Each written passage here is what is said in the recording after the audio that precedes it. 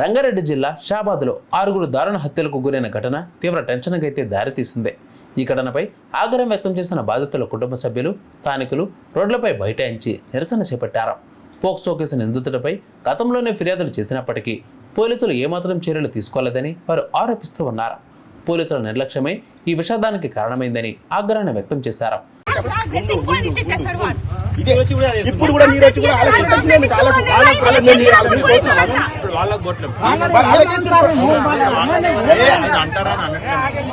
ఇప్పుడు పట్టుకోవడానికి రాజ్ కుమార్ ఎన్నెళ్ళు పట్టుకుంటారు చెప్పండి.